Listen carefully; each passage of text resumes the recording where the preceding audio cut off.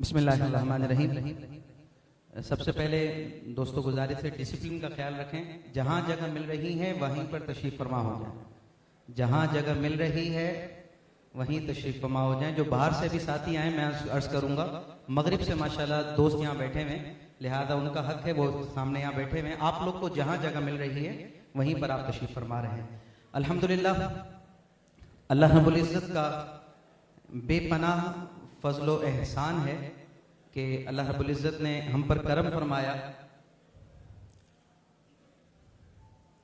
میرے دوستوں آرام سے بیٹھ جائیں، جزاک اللہ خیرہ.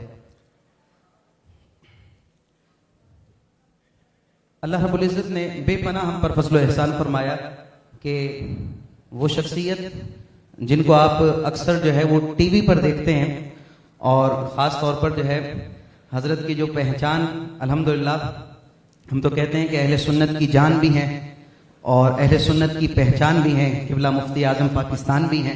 اللہ رب العزت نے آپ پر بے پناہ فضل و احسان فرمایا ہے. اللہ نے بہت نعمتوں سے سرفراز فرمایا ہے. میں صرف ایک بات عرض کروں گا، زیادہ باتیں عرض نہیں کروں گا، کہ اس وقت کو یاد رکھیے گا. آپ لوگ لیاری والے ہیں اور قبلہ مفتی صاحب کی شفقت ہے کہ الحمدللہ حضرت نے یہاں ٹائم دیا. میں عرض کروں کہ جب یہاں کے دوستوں کو معلوم چلا کہ قبلہ مفتی اعظم پاکستان تشریف لا رہے ہیں تو لوگ بڑے حیران تھے کہ ہم اس علاقے کے اندر اور ہم جیسوں کو جو ہے حضرت نے ٹائم عطا فرما دیا. تو یہ حضرت کی شفقتیں ہیں، حضرت کی محبتیں ہیں کہ الحمدللہ. اور یہ میں عرض کروں گا کہ کئی لوگ جب بڑے ہو جاتے ہیں تو پھر چھوٹے علاقے والوں کو ٹائم نہیں دیتے، لیکن الحمدللہ یہ ہمارے بزرگ ہیں، یہ ہمارے اکابرین ہیں کہ جہاں بھی کام ہو رہا ہو اور جہاں بھی جو ہے ٹائم لیا جائے تو یقینی طور پر حضرت شفقت فرماتے ہیں، وہاں پر تشریف لاتے ہیں. صرف وہ بات آپ کو یاد دلانا چاہوں گا کیونکہ ہم لوگ اہل سنت والے بھول بہت جلدی جاتے ہیں کہ جب کرونا کا وقت تھا اور وہ لوگ جو ہمیشہ جو ہے رخصت کو، جو لوگ رخصت پر عمل کرتے تھے ان کو وہ جو ہے ڈرپوک کہا کرتے تھے اور کہتے حکمت عملی کو تسلیم نہیں کیا کرتے تھے. تو ایک وہ وقت آیا جب کرونا کے وقت مسجدوں کو کھولنے کا وقت آیا، وہ لوگ جو راہ عزیمت پر عمل کرنے والے لوگ تھے وہ بھی بیک ہو گئے. اس وقت اگر کوئی ذات، کوئی شخصیت جنہوں نے سب لوگوں کی، صاحب اقتدار میں جتنے لوگ تھی سب کی مخالفت کی اور کہا کہ کرونا کے اندر بھی اگر سب کچھ بند کرنا ہے تو بند کرو لیکن مسجدیں بند نہیں ہوگی، الحمدللہ وہ ہمارے عظیم ہستی قبلہ مفتی اعظم پاکستان مفتی منیب الرحمان صاحب کی شخصیت تھی. اللہ رب العزت نے ایسی عظیم ہستی ہمیں عطا کی. ہمیں فخر ہے کہ ہمارے اکابرین میں سے ہیں، ہمیں فخر ہے کہ الحمدللہ ہم حضرت کی زیارت کر رہے ہیں. اب میں ہماری کیونکہ پروگرام کے اندر کافی شخصیات اس وقت موجود ہیں، میرے استاد محترم قبلہ استاذیم علامہ نذر احمد خورشیدی صاحب تشریف فرمائیں. میں آپ کو بھی خوش آمدید کہوں گا. آپ جامعہ الوہ غوثیہ ابو کے گہرے دوستوں میں سے بھی ہیں اور جامعہ الوہ غوثیہ کے اندر الحمدللہ سن 2000 سے 2013 تک الحمدللہ پڑھاتے بھی رہے اور میں بھی ان سے پڑھتا رہا. آگے ہمارے قبلہ مفتی محمد راشد مدنی صاحب آپ موجود ہیں، علامہ محمد وقاص مدنی صاحب، علامہ حسن اسد حسین مہروی صاحب، قبلہ شاہ صاحب، جمیع احباب جتنے تشریف فرمائے، میں سب کا شکر گزار ہوں، متشکر ہوں کہ آپ نے کرم نوازی فرمائی. اب انشاءاللہ قبلہ مفتی صاحب کا خطاب ہوگا، لیکن ایک چیز آپ کو ذکر کرنا چاہوں گا کہ مفتی صاحب خطاب فرمائیں گے اور خطاب کے بعد جب مفتی صاحب جانے لگیں تو آپ لوگوں نے تنگ نہیں کرنا. ابھی بھی جب تشریف لا رہے تھے آپ لوگوں نے دھکے دیے، یعنی آپ لوگ تو محبت کرتے ہیں محبت میں، لیکن آپ اس طرح جو ہے اس طرح کی جس طرح قبلہ علامہ حافظ عبدالستار سعیدی صاحب جب تشریف لائے الویہ غوثیہ کے اندر تو ہم نے جو ہے پھول برسائے. تو انہوں نے کہا چلیں آپ جو ہے آپ نے پھول برسائیں. لوگ جو ہے گولہ باری کی طرح جو ہے پھول پھینکتے ہیں لوگوں پر، اسی لیے آپ نے ایسا نہیں کرنا. آپ نے حضرت کی زیارت آپ کر رہے ہیں اور حضرت نے شفقت فرمائی تو لہذا اس انداز کو اختیار کرنا ہے کہ کبھی واپس اگر حضرت کو عرض کریں تو حضرت ہمیں ٹائم دے دیں. ایسا نہ ہو کہیں کہ ایسی پبلک کو ہم نے ٹائم نہیں دینا جو اس طرح کی پبلک ہے. اسی لیے جب حضرت جانے لگیں گے آپ کہیں گے ابھی تو حضرت تشریف لائے میں جانے کی بات کر رہا ہوں. تو بات یہ ہے کہ آپ لوگوں کو عرض کر رہا ہوں کہ جب حضرت بیان کے بعد جانے لگیں گے تو اس وقت بھی آپ نے ڈسپلن کا خیال رکھنا ہے اور صرف زیارت پر اکتفا کیجئے گا اور دست بوسی کی طرف نہیں آئیے گا، اس چیز کو ذہن میں رکھیے گا۔ اب میں گزارش کروں گا قبلہ مفتی اعظم پاکستان پروفیسر مفتی منیب الرحمان صاحب سے کہ آپ اپنے خوبصورت انداز میں ہم تمام کے قلوب و اذہان کو منور فرمائیں۔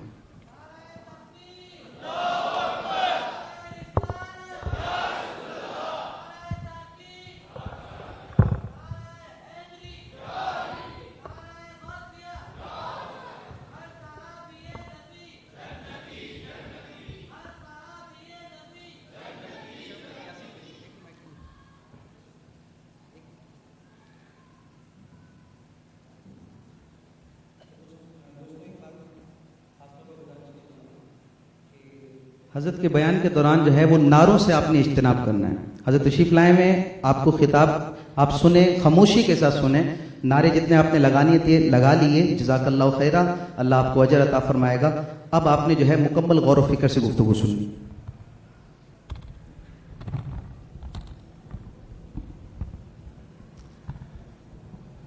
بسم اللہ الرحمن الرحیم، الحمد للہ رب العالمین، خالق السماوات والارضین، الصلاۃ والسلام علی رحمت للعالمین، حبیبنا و حبیب رب العالمین،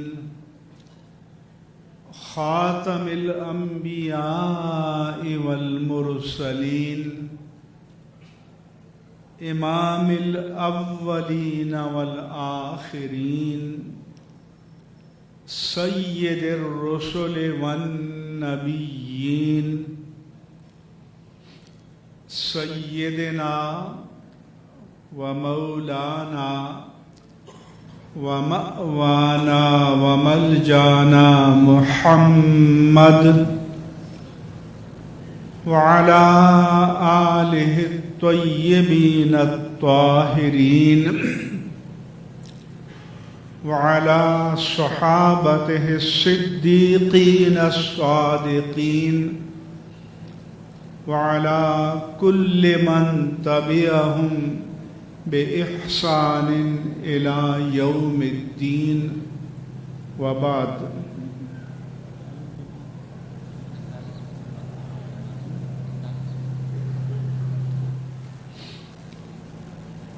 جامعہ مسجد مدینہ کے خطیب محترم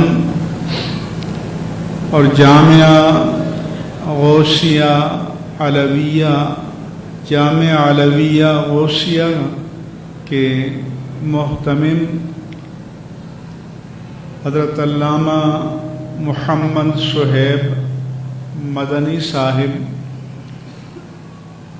اور میرے دائیں بائیں جو ہمارے اکابر مقتدر مؤقر اور معزز علماء کرام تشریف فرما ہیں، جن کے نام ابھی حضرت نے لیے، مجھے نام یاد بھی نہیں رہتے،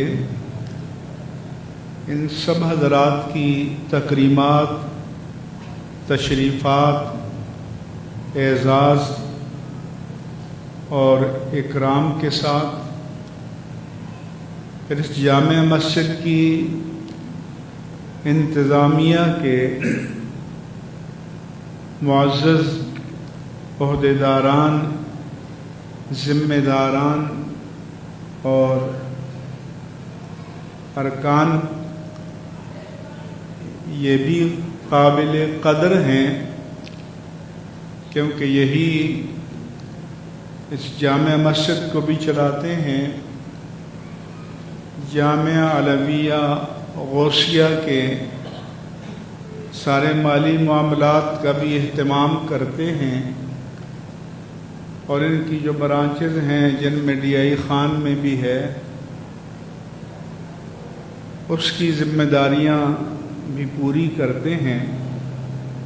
اس لیے یہ تمام حضرات بھی ہمارے لیے قابل قدر ہیں.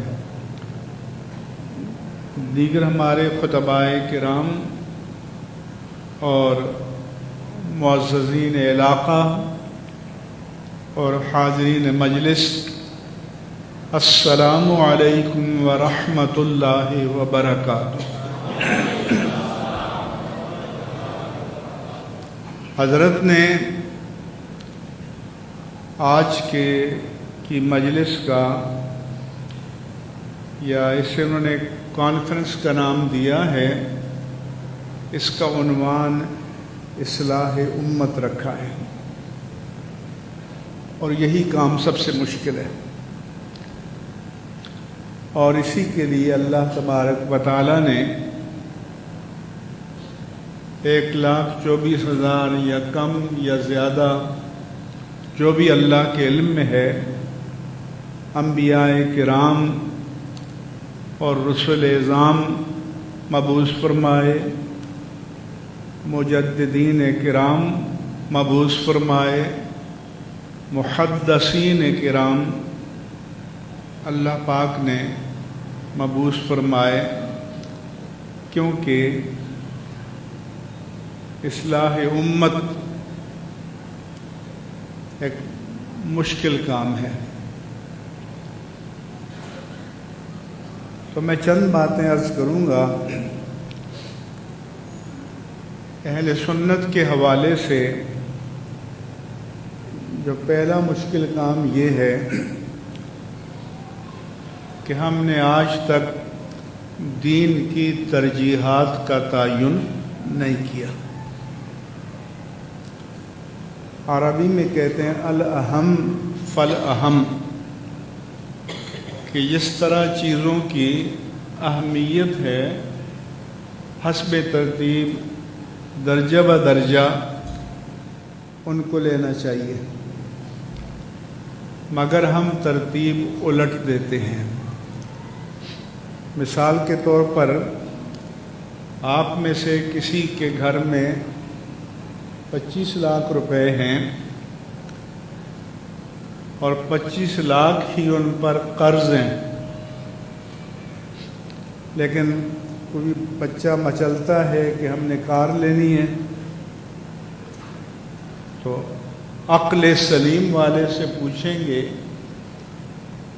تو وہ یہ کہے گا کہ پہلے قرض کے بوجھ کو اتارنا چاہیے، اس سے فارغ ہو جائیں تو پھر گاڑی لیں یا جو بھی کریں. اب ہمارا اہل سنت کا بھی یہی ہے.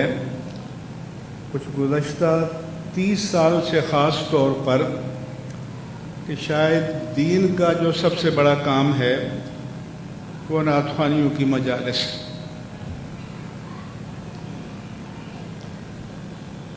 ہم نے بڑے بڑے اسٹار پیدا کیے، ایک رات میں ان پر 10,000 بلکہ بعض اسٹارز کا دعویٰ تو ہے کہ لاکھوں ہم پر لٹائے گئے. اب یہ کام جو کرتے ہیں تو سوچنا پڑتا ہے کہ اگر آپ اپنے لیے کوئی چھوٹا سا فلیٹ لینا چاہیں تو 10 ماہرین سے پوچھتے ہیں، اسٹیٹ ایجنٹ کی دکان پر جاتے ہیں کہ یہ فلیٹ 25 لاکھ کا ہے، 50 لاکھ کا ہے، اس کی مارکیٹ کیا ہے، کل بیچنے جائیں گے تو ریٹرن کیا ملے گا، نفع کتنا ملے گا. تو کوئی ایک بندہ بھی اس مجمع میں نہیں ملے گا جو یہ کہے کہ میں نے فلیٹ لینے کا ارادہ کیا اور گھر سے نکلا اور پہلی دکان پہ جا کر ڈھیر ہو گیا. کوئی ایک بندہ بھی مجھے بتا دے کہ ایسا ہوا میرے ساتھ.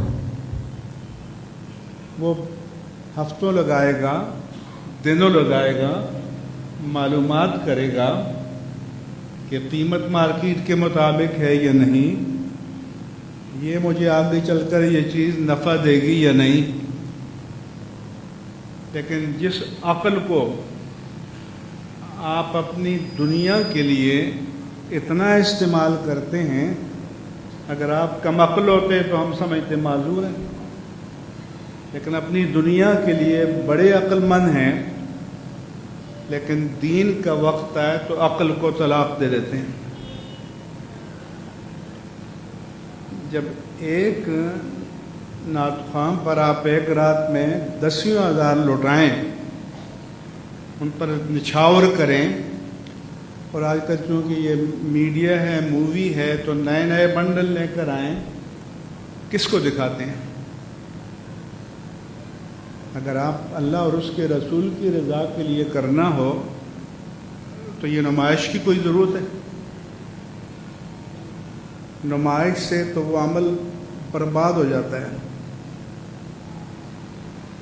تو پھر یہ آپ سوچتے ہیں کہ بھئی اس پر جو ہم یہ نوٹ نچھاور کر رہے ہیں، یہ دین کو پلٹ کر کیا دیتے ہیں؟ ان سے دین کو کیا ملتا ہے؟ یہ کس میدان میں دین کی نمائندگی کرتے ہیں؟ تو جب آپ کی اپروچ کا یہ عالم ہو،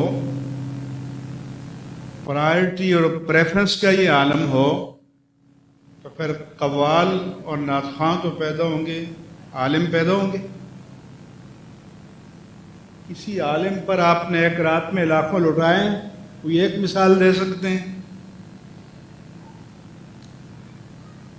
تو جس قوم کے شعور کا یہ عالم ہو، ایک بندہ خوش گلو ہے، 5-10 نعتیں یاد کر لی ہیں، 50 سال سے مارکیٹنگ کر رہا ہے، اس کو اتنا نوازو، اور جو مہینہ بھر مسند پر بیٹھ کر اللہ کے قرآن کی تفسیر بیان کرے اور پڑھائے، اللہ کے رسول کی حدیث بیان کرے اور پڑھائے، اس کو آپ پوچھتے ہیں؟ اس کو تو آپ مہینے میں اتنا نہیں دیتے، بلکہ بعض صورتوں میں سال میں اتنا نہیں دیتے۔ جو مصلی پہ کھڑے ہو کر آپ کی نمازوں کا امین ہے، کیونکہ امام کی نماز صحیح نہیں ہے تو آپ سب کی نمازیں فارغ، اس لیے حدیث میں ہے کہ امام تو آپ کی نمازوں کا امین ہے، آپ کا خطیب ہے، اس کو تو آپ نہیں پوچھتے۔ جبکہ دنیا میں یا ملک میں جب ہمارا مقابلہ ہوتا ہے تو علم کے میدان میں ہوتا ہے، ملک کے اندر بھی، ملک سے باہر بھی، جہاں بھی مقابلہ ہے وہ علم کے میدان میں، لٹریچر کے میدان میں ہے۔ اور سب سے پہلی تو یہ بات ہے جو آپ کو ہم سمجھانے میں کامیاب نہ ہو سکے، پہلے سے بہتری آئی ہے، لیکن جو اصلاح مطلوب ہے وہ آپ کے اندر پیدا نہیں ہوئی۔ تو کیا آپ یہ آج عزم کر سکتے ہیں اللہ تبارک و تعالیٰ کو شاہد مان کر کہ دین کی محبت میں، اللہ کی محبت میں، اللہ کے رسول کی محبت میں ہم حسب توفیق جتنا خرچ کریں گے ان کاموں میں کریں گے جو اللہ کو پسند ہے اور اللہ کے رسول کو پسند ہے؟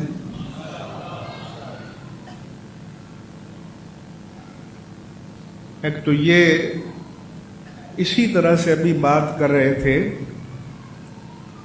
ہماری مجلسیں ہیں، میں آؤں کوئی بھی آئے، میرے نزدیک اس مجلس کا وقار، ڈسپلن، تنظیم مقدم ہے۔ اگر ایک آپ بزرگ کے آنے سے اور جانے سے پوری مجلس آپ ڈسٹرب کر دیں تو ہم نے ترجیحات کو سمجھا، ٹھیک ہے، وہ آئیں بیٹھے ہیں تو آپ ان کا اکرام کر دیں، جو نعرے سے خوش ہوتے ہیں نعرے لگا دیں، میں تو اس سے خوش ہوتا ہوں کہ ہماری بات کو سمجھیں اور غور کریں اور گھر جا کر بھی غور کریں.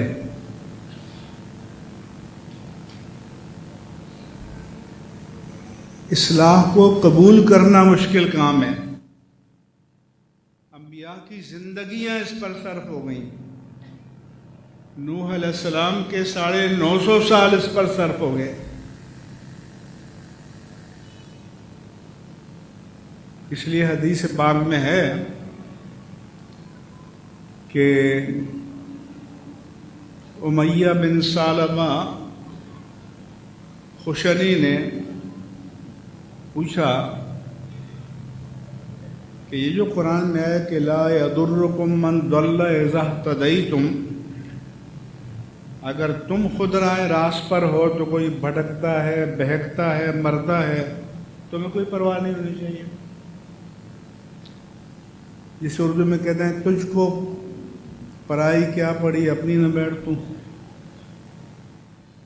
تو انہوں نے پوچھا حضرت ابو بکر صدیق سے کہ کیا اس کا مطلب کیا ہے کہ ہمیں مسلمانوں سے، دوسروں سے، اصلاح سے لا تعلق ہو جانا چاہیے، بس اللہ اللہ کرے، اپنی عاقبت سنوارے،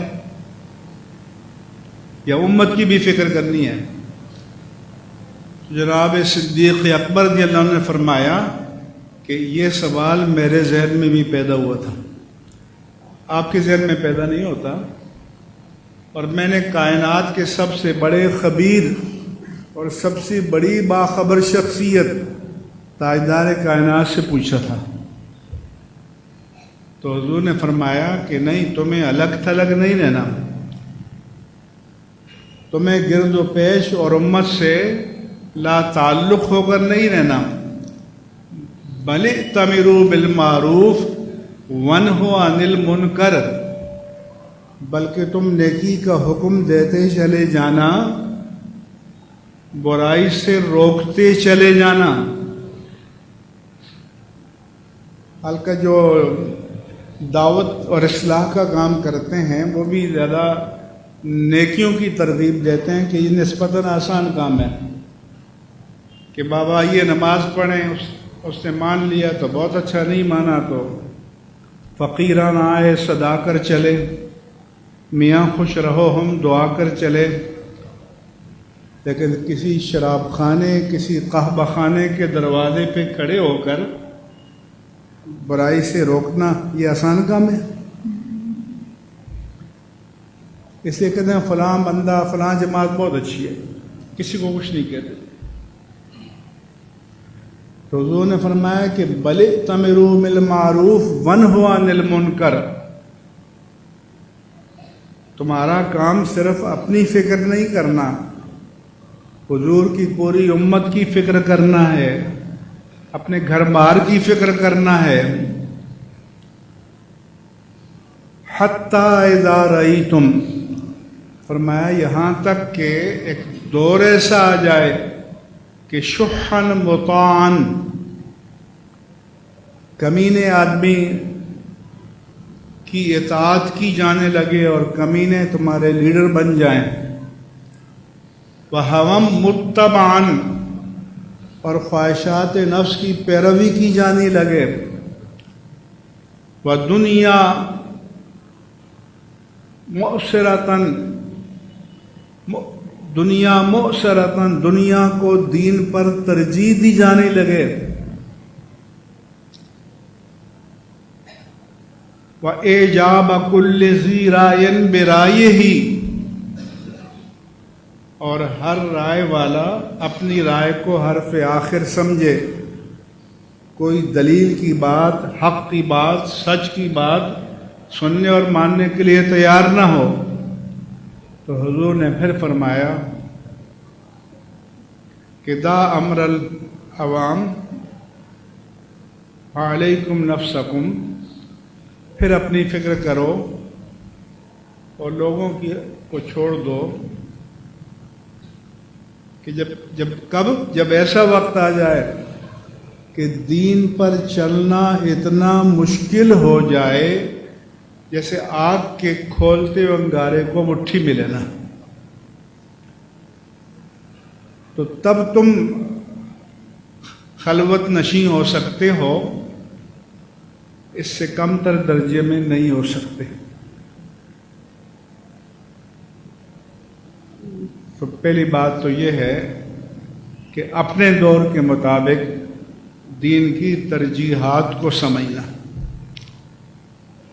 اس لیے آپ نے کبھی سنا ہوگا امریکہ نے، مغرب نے، FATF والوں نے یہ مطالبہ کیا ہو کہ یہ قوالیاں بند کر دو، نعتخوانیوں کے مجالس بند کر دو، یہ بند کر دو، کہتے ہیں مدارس بند کر دو۔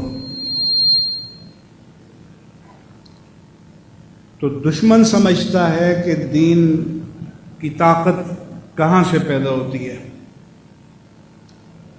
اور آپ اچھل کود کرتے ہیں ان چیزوں پر۔ ہم نعتخوانی کے خلاف نہیں، ہمارا شعار ہے،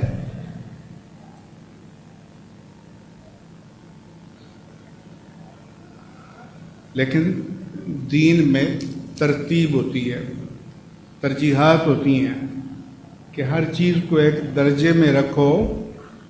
یہ نہ ہو کہ رات 11 بجے سے 4 بجے تک محفل نعت ہوئی، نوٹ لٹائے، نماز نہ عشاء کی نہ فجر کی۔ یہ کون سا عشق رسول ہے؟ یہ کس کتاب میں یہ تعریف لکھی ہوئی ہے؟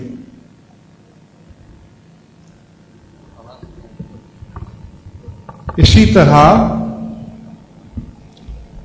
ایک حدیث سناتا ہوں آپ کو علامات قیامت میں سے۔ میرے آقا و مولا صلی اللہ علیہ وآلہ وسلم نے فرمایا، اذا اتخذ الفیء دولا، جب قومی خزانے کو ذاتی جاگیر بنا لیا جائے، والامانۃ مغنما، امانتوں کو مال غنیمت سمجھ کر لوٹا جانے لگے، تو ویسے تو کہتے ہیں یہ لٹیرے ہیں سارے لیڈر، مگر جب پردے کے پیچھے آپ کو فیصلہ کرنے کا موقع ملتا ہے تو تب رک کر سوچتے ہو کہ بھئی امانت میں خیانت کرنے والے ہیں یا نہیں ہیں؟ اس وقت آپ جج ہوتے ہیں، قاضی ہوتے ہیں،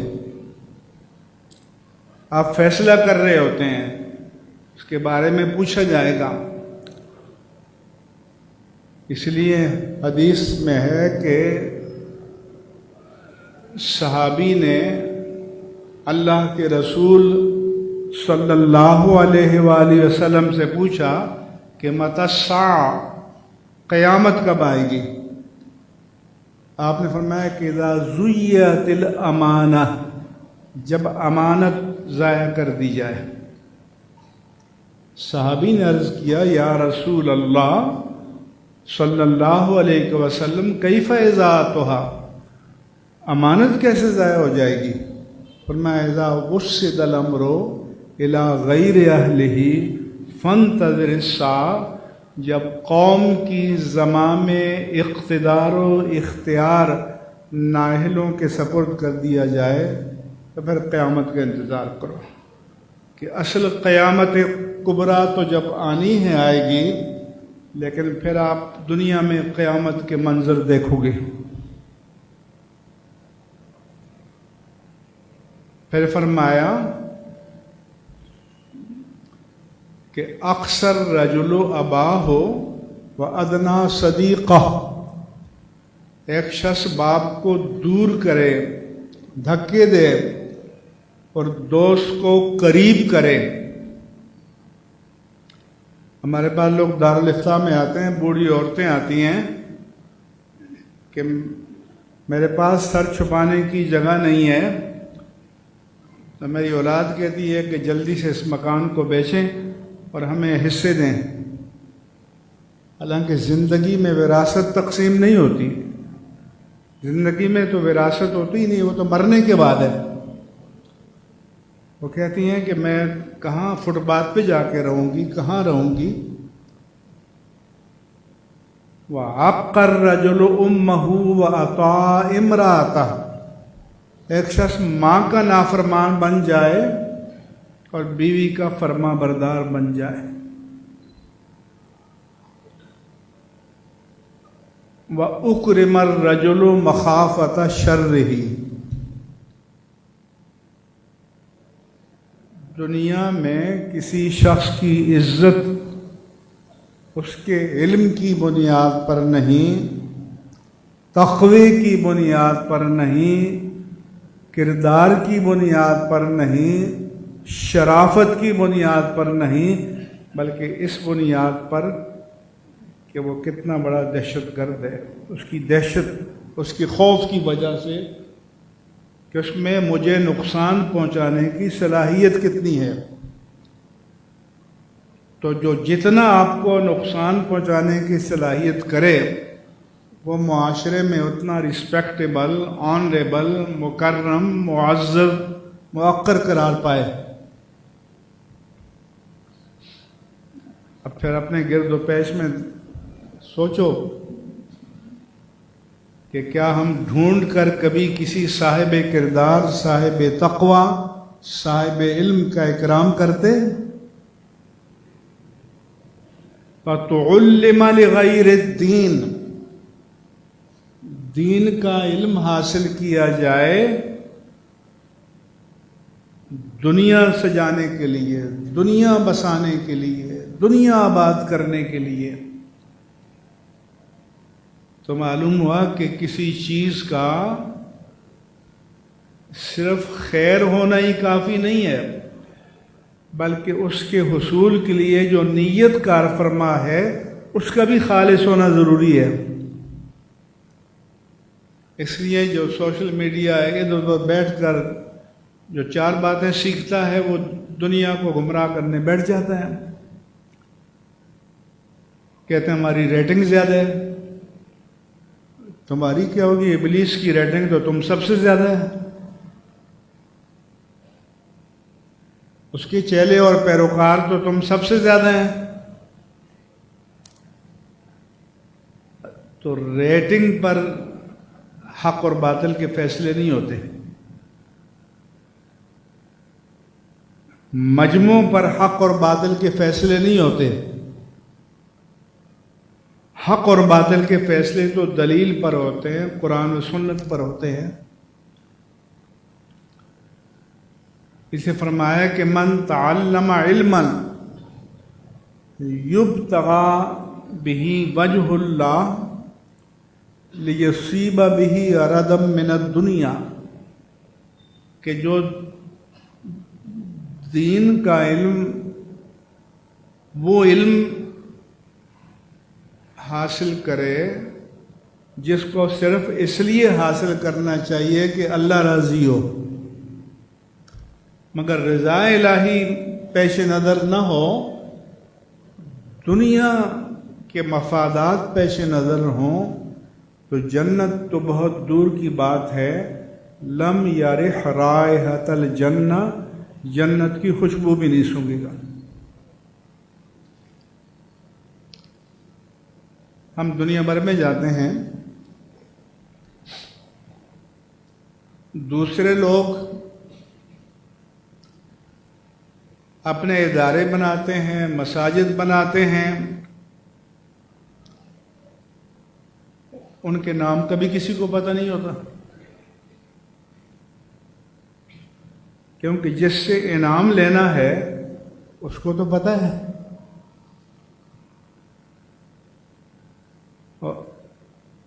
اور ہمارے یہاں نام و نمود مقدم ہے.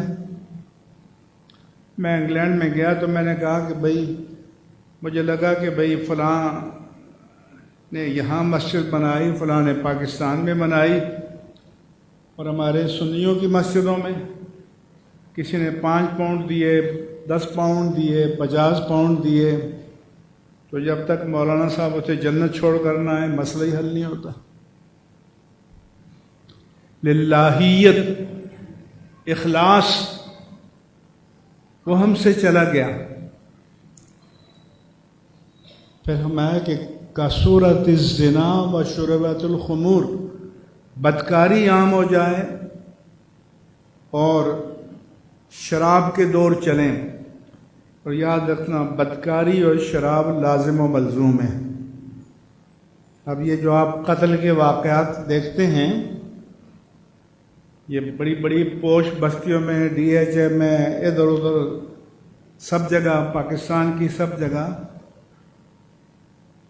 تو بدکاری اور شراب،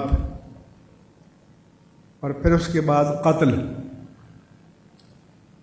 کیونکہ جب عیب چھپایا نہ جا سکے تو پھر چاہتے ہیں کہ قتل کر کے دفن کر دیں، وہ بھی نہیں ہوتا۔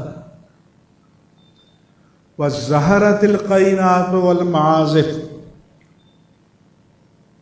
اور گانا گانے والیوں اور آلات لہو و لعب کا دورہ ہو جائے تو سنگر اور رقاص، وہ آپ کے ہیرو سپر اسٹار بن جائیں، جس کا ایک گانا ہٹ ہو جائے، ایک رقص ہٹ ہو جائے، کوئی دو چار چوکے چھکے لگا دے، وہ آپ کا اسٹار ہے۔ اس کی تصویریں آپ کے دلوں میں، اس کی تصویریں آپ کے ڈرائنگ رومز میں۔ تو جب گانا گانے والے اور رقص کرنے والے آپ کے اسٹار بن جائیں تو بیڑا تو غرق ہونا ہے، کیونکہ اللہ کے رسول تو آپ کو دوسرے اسٹارز دے کر گئے تھے کہ اصحابی کالنجوم فبأیہم اقتدیتم اہتدیتم، کہ میرے صحابہ تمہارے اسٹار ہیں، جو تم میں سے ان کی روشنی میں چلے گا وہ منزل ہدایت کو پالے گا۔ لیکن اس قوم کے اسٹار، کسی نے ٹوپی ٹیری رکھی ہے تو وہ فیشن بن گیا، کسی نے آدھی پنڈلی تک کر دی ہے پاجامہ پینٹ تو وہ فیشن بن گیا، کسی نے آدھے سر کے بال جو ہیں وہ کاٹنا شروع کر دیا تو وہ فیشن بن گیا۔ تو اسٹار اسے کہتے ہیں نا کہ جس کو آپ فالو کریں۔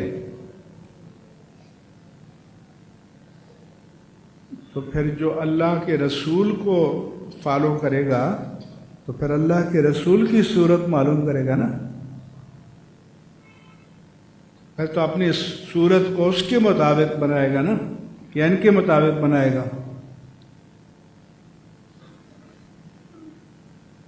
تو فرمایا کہ جب زوال اس دور پر آ جائے تو اچھے دنوں کی تمنا نہ کرو، ہناک زلازل وخسفا ومسخا وریحا حمرا وآیات تتابع کنظم سلک انقطع۔ پھر فرمایا کہ زلزلے آئیں گے، زمین میں دھنسائے جاؤ گے، صورتیں بگاڑی جائیں گی، اور پھر نشانیاں ظاہر ہوں گی، جیسے موتیوں کی ایک لڑی ٹوٹ جائے تو موتی ایک ایک کر کے گرتے ہیں، اس طرح نشانیاں، قیامت کی نشانیاں ظاہر ہوں گی۔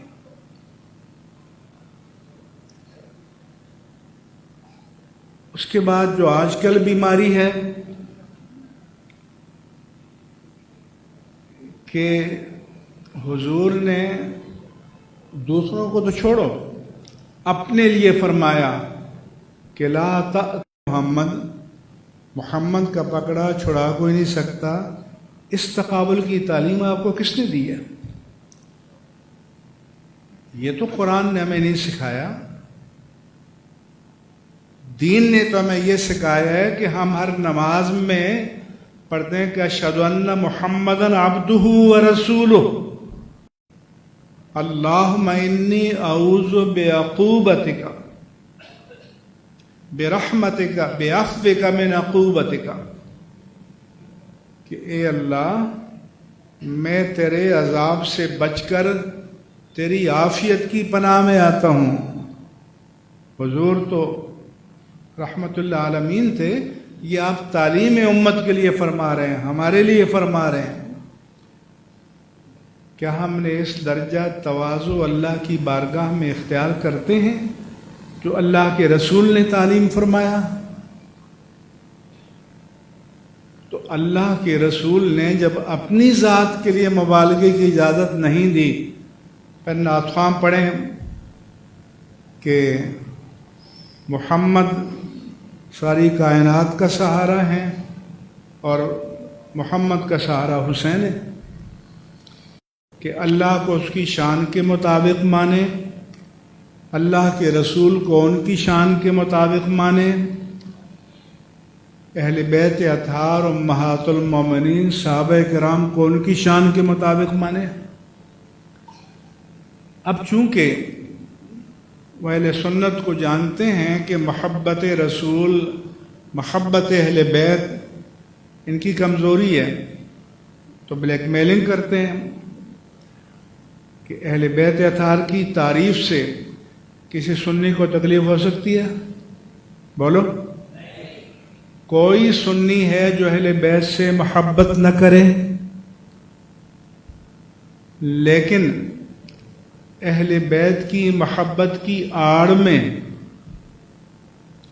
کوئی صراحتاً، اشارتاً، کنایتاً، تعریضاً، توریتاً کسی صحابی کی توہین کرے تو یہ برداشت کرو گے؟ زور سے بولو نا۔ کوئی اہل بیت اطہار کی محبت کی آڑ میں صحابہ کی توہین کرے تو یہ تسلیم کرو گے؟ نہیں۔ کیوں؟ کہ ہم سب کے غلام ہیں، سب ہمارے سروں کا تاج ہیں، ہم سب کا اکرام کرتے ہیں۔ تو ایک بیماری آج کل یہ ہوئی ہے، اب ظاہر ہے کہ محبت اہل بیت ہماری کمزوری، اس کی آڑ میں یہ نعت خوانوں کی کلچر سے میں کیوں روک رہا تھا کہ اس کا اب انجام یہاں تک پہنچ گیا ہے کہ اب نعت خواں تمہارے عقائد کا فیصلہ کر رہے ہیں، اور کوئی سوال کرے تو بلیک میل کریں گے۔ تو جو دین کے ساتھ کھڑا نہ ہو اس کو دیندار کہلانے کا حق پہنچتا ہے؟ علماء بھی مصلحتوں کا شکار ہو جاتے ہیں۔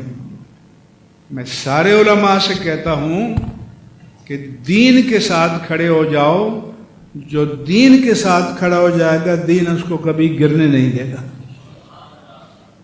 یہ میرا تجربہ ہے زندگی کا، میرا عقیدہ ہے اور یہ میرا ایمان ہے۔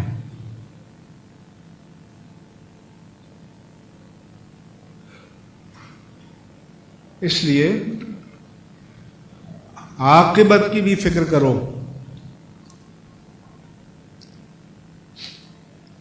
حضرت عبداللہ بن عمر نے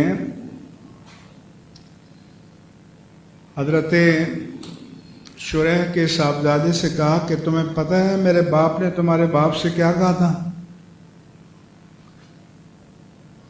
ان کا نہیں، ان کہا کہ ان کے باپ حضرت فاروق اعظم تھے،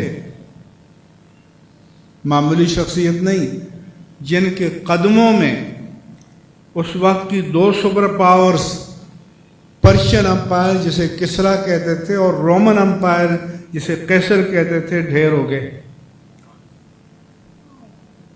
وہ شریح سے کہتے ہیں کہ اللہ کے رسول پر ہم ایمان لائے، آپ کے ساتھ ہجرت کی، آپ کے ساتھ جہاد کیا، آپ کے پیچھے نمازیں پڑھیں، آپ کی اطاعت میں زندگی گزاری، یہ ہماری نجات کا باعث بن جائے اور اس کے بعد جو ہم نے کچھ کیا اس سے برابر سرابر چھوٹ جائے۔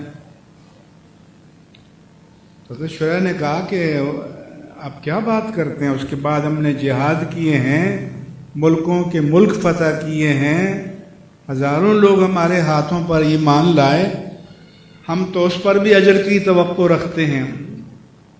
حضرت فاروق اعظم فرماتے ہیں کہ بابا میں تو کہتا ہوں کہ حضور کے ساتھ جو زندگی گزاری وہ نجات کا وسیلہ بن جائے اور اس کے بعد جو ہم نے کیا اس میں برابر سرابر چھوٹ جائیں تو تب بھی غنیمت ہے۔ تو پھر انہوں نے کہا کہ واقعی تمہارا باپ میرے باپ سے بڑا تھا، عمر بڑے تھے، ان کو عاقبت کا اتنا خوف تھا۔ اس میں ان کا ایک قول ہے کہ جب تم دنیا کا کام کرو تو اس نے مہماک سے کرو کہ تم نے ہمیشہ یہاں رہنا ہے،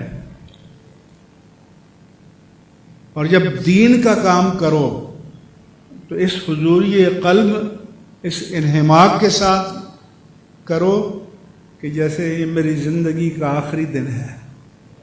جب نماز پڑھو تو اس حضوری قلب، اس انہماک، اس توجہ للہیت، خشیت الہی کے ساتھ پڑھو، گویا میری زندگی کی آخری نماز ہے، پھر پتہ نہیں نصیب ہو یا نہ ہو۔ کبھی کوئی ایسا سجدہ کیا ہے؟ اگر ایسا ایک سجدہ کسی کو نصیب ہو جائے تو میں کہتا ہوں وہ نجات کے یہ کافی ہو جائے۔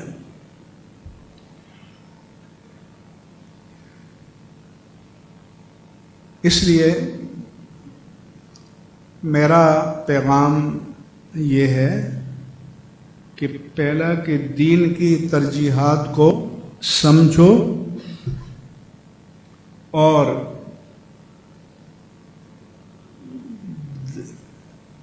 یہ جو ہمارے اکابر ہیں اہل بیت اطہار امہات المومنین صحابہ کرام، ان کے لیے عدالت نہ لگاؤ، یہ آپ کا کام نہیں ہے، نہ یہ ہماری ڈیوٹی لگائی گئی ہے۔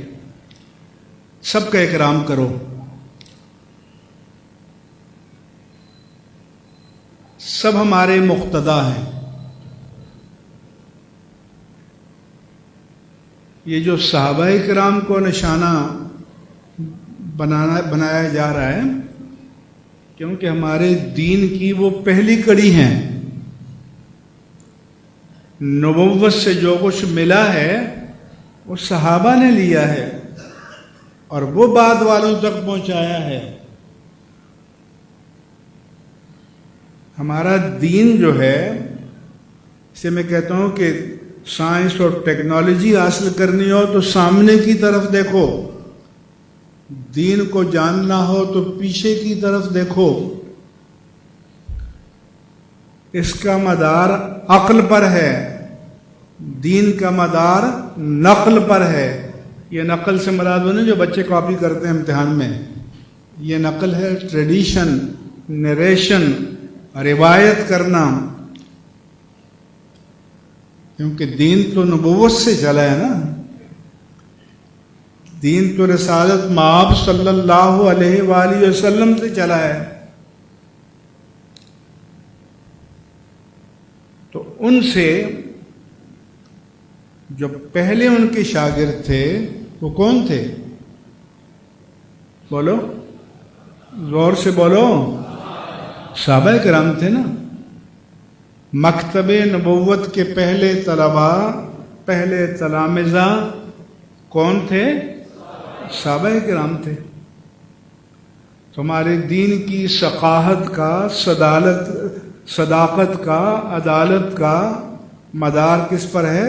صحابہ کرام پر ہے۔ مجھے تکلیف پہنچائی اس نے اللہ کو تکلیف پہنچائی۔ ومن اذى اللہ فیوشک ان یاخذہ، اور جس نے اللہ کو تکلیف پہنچائی تو وہ وقت دور نہیں کہ اللہ اس کو اپنی پکڑ میں لے لے، اور جب لیتا ہے تو ان بطش ربک لشدید، پھر تمہارے رب کی پکڑ بہت سخت ہے۔ سما کہ اذا رأیتم الذین یسبون اصحابی، جب تم ایسے لوگوں کو دیکھو کہ میرے اصحاب کو برا بھلا کہتے ہیں، وقولوا لعنت اللہ علی شرکم، تو کہو کہ تمہارے شر پر اللہ کی لعنت ہو۔ تو ہم اہل سنت و جماعت بھی، میں فلسطین کانفرنس کی تمام مکاتب فکر کی اسلام آباد میں،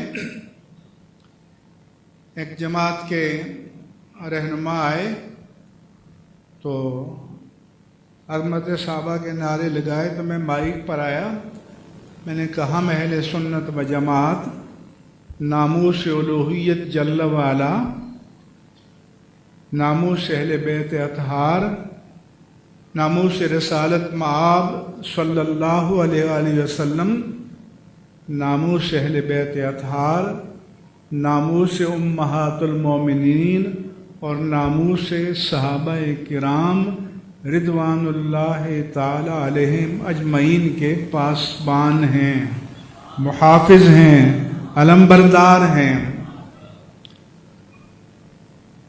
और ये इनमें तकाबुल नहीं है कि इसको मानते हो या उसको मानते हो, सबको मानना होगा। फरमाया कि ला यज्तमिउ हुब्बु अलीयन व बुग़्ज़ु अबी बकर फी क़ल्बिन वाहिद, एक दिल में बैक वक्त अली की मोहब्बत और अबू बकर का बुग़्ज़ जमा नहीं हो सकते। जो मुहिब्ब अली है वो मुहिब्ब अबू बकर है, और जो मुबग़िज़ अली है वो मुबग़िज़ अबू बकर है। तो सबका इकराम, सबकी तकरीम, अहले बैत अतहार की तकरीम, सहाबा की तकरीम, ये हमारे ईमान का लाजमी तकाज़ा है। और ये जो इस बुनियाद पर तक़सीम किया जा रहा है अहले सुन्नह वल जमाअह को, ये हमारा सबसे बड़ा दाखिली फितना है। और उलमा की ज़िम्मेदारी है कि इस पर मुतनब्बे करें और हर वक्त इसके बारे में लोगों को आगाह करें, ताकि सब पर अल्लाह की हुज्जत कायम हो जाए। क्योंकि हमारी ज़िम्मेदारी है अल्लाह की हुज्जत कायम करना। नबुव्वत और रिसालत का जो इंस्टीट्यूशन है वो भी इसलिए था, फरमाया कि व अरसलना रुसुला मुबश्शिरीना व मुनज़िरीना लिअल्ला यकूना लिन्नासि अलल्लाहि हुज्जा बादर रुसुल, कि हमने निज़ाम रिसालत व नबुव्वत कायम किया। क्यों? इसलिए ताकि कल क़यामत के दिन किसी के पास शिर्क पर कायम रहने के लिए, कुफर पर कायम रहने के लिए, निफाक पर कायम रहने के लिए, फिस्क़ो फजूर पर कायम रहने के लिए रसूलों के आने के बाद किसी के पास कोई हुज्जत, कोई जस्टिफिकेशन, कोई जवाज़, कोई उज़र, कोई बहाना, कोई दलील बाकी न रहे। इसी तरह उलमा की ज़िम्मेदारी है कि इस वक्त की तमाम जो फितने हैं इनके बारे में अवाम को आगाह करना, मुतनब्बे करना, ख़बरदार करना, ये बहुत ज़रूरी है। क्योंकि आपके अंदर मोहब्बत का जोश पैदा करके और फिर आपको शिकार किया जाता है। इसी को दामे हम रंगे ज़मीं कहते हैं कि शिकार को शिकार करने के लिए जो जाल ज़मीन पर बिछाया जाता है वो मटियाले रंग का होता है, ज़मीनी रंग का होता है, और शिकार दाना चुगने या चारे की लालच में आता है तो जाल में फंस जाता है। तो ये जो दाम हम रंगे ज़मीं जाल बिछाया जा रहा है, इससे मुतनब्बे करना ये उलमा की ज़िम्मेदारी है, और आपकी ज़िम्मेदारी है कि उलमा से वाबस्ता रहें और पीर भी वो कि जो शरीयत के तकाज़ों पर पूरा उतरे। बातिन को तो हम नहीं जानते, हर एक इतना साहिब कश्फ नहीं होता, लेकिन सूरत को तो जानते हैं ना। सूरत मुस्तफ़ा तो जानते हैं ना क्या थी। तो अब हमारे बड़े बड़े जो ख़तीब हैं, ये बुज़ुर्ग दाएं बाएं माशाल्लाह, ये जाते हैं किसी बड़े बुज़ुर्ग के उर्स में, तो शान विलायत, मकाम विलायत, अज़मत विलायत, निस्बत के फ़ज़ाइल لیکن آخر میں یہ نہیں بتاتے کہ یہ ان بزرگوں کے ہیں جو قبر میں لیٹے ہوئے ہیں، یہ کلین شیو سرکار جو مسند پہ جلوہ افروز ہے اس کے نہیں ہیں۔ تو لوگ اندر تو نہیں جھانک سکتے، کیا یہ بھی نہیں دیکھ سکتے کہ اس کی صورت مصطفیٰ کے مطابق ہے یا نہیں ہے؟ تو یہ میرا پیغام ہے۔ اللہ تبارک و تعالی مجھے اور آپ کو حق سننے، اس کو سمجھنے اور قبول کرنے کی سعادت نصیب فرمائے، اور آپ سب کو ایمان و عمل کی دولت سے مالا مال فرمائے۔ وما علیہ الا البلاغ المبین۔ شکریہ، بیٹھے رہیں، کوئی ہلے نہیں۔ جیسے آپ سے کہا گیا تھا کوئی بندہ اپنی جگہ سے نہ ہلے۔ امید کرتا ہوں آپ حکم کی تعمیل کریں گے۔ آپ تمام حضرات بیٹھے رہیے گا۔